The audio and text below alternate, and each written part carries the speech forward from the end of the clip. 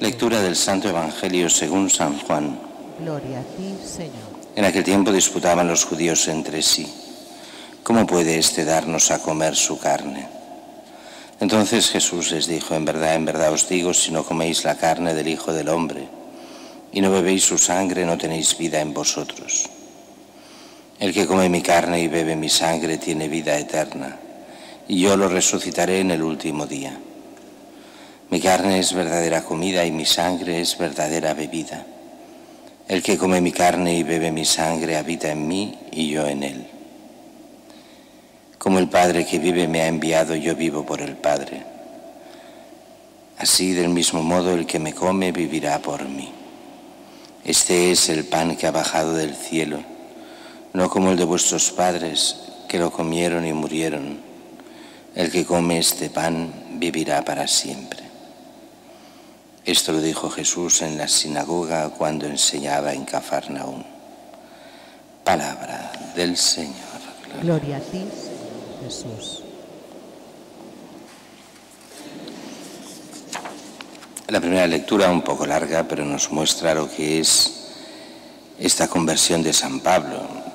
Una conversión especial, precisamente por ser en esos momentos el mayor perseguidor de los cristianos, aunque todavía no se llamaban cristianos, nos lo dice muy bien el texto.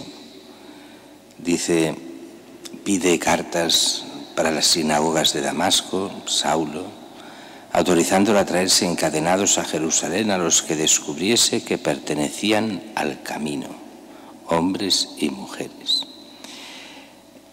En aquellos momentos todavía se les llama los del camino. Será algo más tarde cuando se les llamará cristianos. Y viene ese momento especial, va en persecución. Recordemos, él es el que estaba allí en el martirio del primer mártir de San Esteban, allí estaba. No dice que tire piedras y que mate a San Esteban, pero sí que estaba allí en el martirio de San Esteban. Y se dedica en su celo judío a perseguir a los cristianos. Los considera una secta, en un cierto sentido, es cierto. En el sentido clásico, una secta, en el sentido moderno, la secta es algo despreciable, es algo hereje, es algo, bueno, en el sentido antiguo, ¿no? Una secta quería decir simplemente dentro de un grupo aquellos que pensaban de otra forma. Es aquello que se secciona, o sea, pero que no estás del todo todavía separado en la mentalidad clásica. Y así él consideraba peligrosos a los cristianos, peligrosos de cara a la pureza de la fe judía. Y en esa persecución pues se va a Damasco a perseguir a los cristianos de Damasco. Y viene allí esa conversión extraña en el sentido de que todo es acción de Dios. Él no hace nada, ni merece nada, ni hace un esfuerzo para convertirse, ni tiene un testimonio de alguien, sino Cristo directamente. Es uno de los casos más curiosos de la historia, porque pasará a ser así lo llamaban, un superapóstol. De ser el gran perseguidor a ser el gran fan de Cristo y además el mejor intérprete.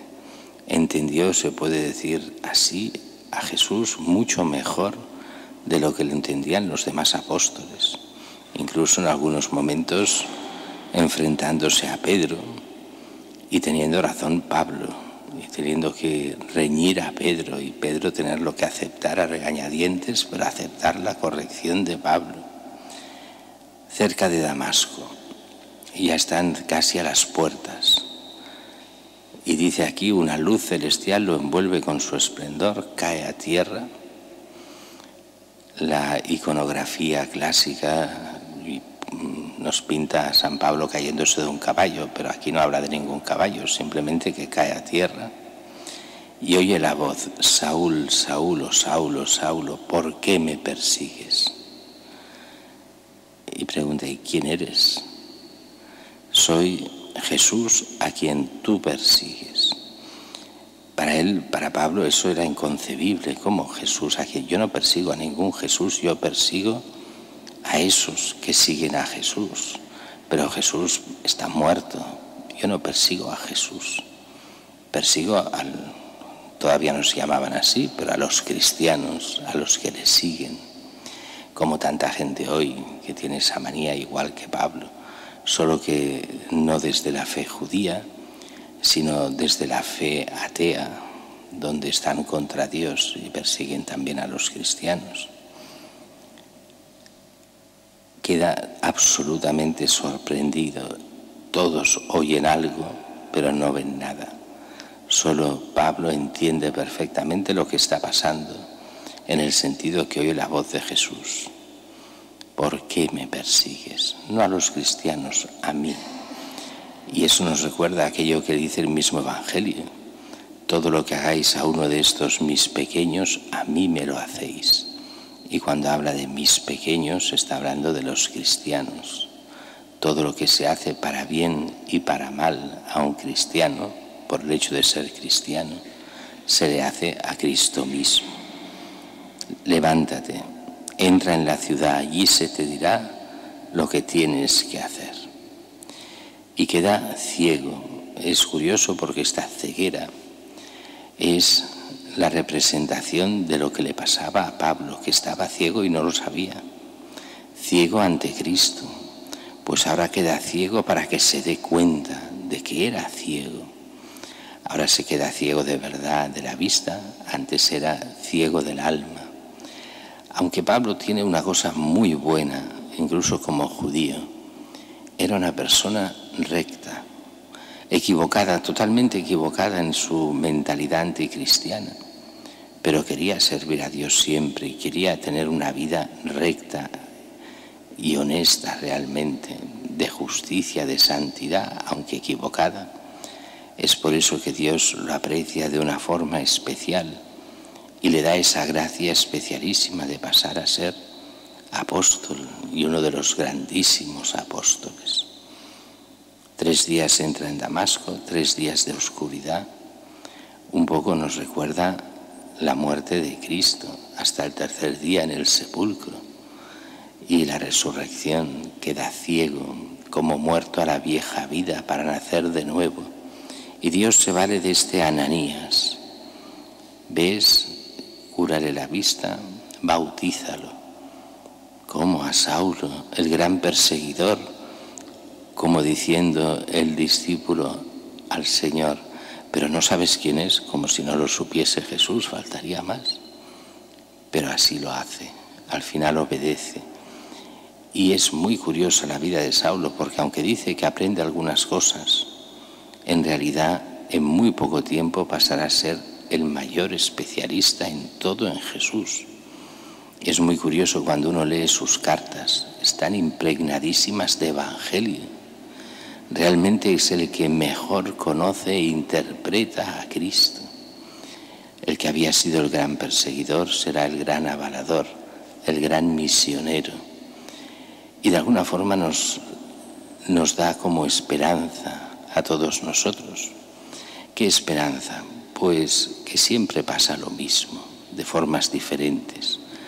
Los que persiguen, algunos de ellos se convierten y pasan a ser los que avalan la fe. Pero para eso hay que rezar como rezaba esa comunidad primitiva, que se reunía y rezaba con intensidad por el bien de toda la Iglesia. En medio de las persecuciones nos toca también rezar y mucho por el bien de toda la Iglesia, por la conversión de tantos, para que la Iglesia sea realmente evangelizadora y pueda llevar por el camino del bien a tantos. Y solo un apunte en la segunda lectura es, después de Jesús haber hecho esas multiplicaciones de panes y peces, cómo nos habla de la Eucaristía. Quien no come mi carne, quien no bebe mi sangre, no tiene vida en él. Hemos de comer de Cristo. La comida espiritual, sí, de las lecturas, de lo que es la palabra de Dios, pero sobre todo la comida que es el mismo que se nos da con su presencia real y substancial en la Eucaristía para ser comido por nosotros, viviendo en la gracia, para poder vivir de Él y llegar a la vida eterna.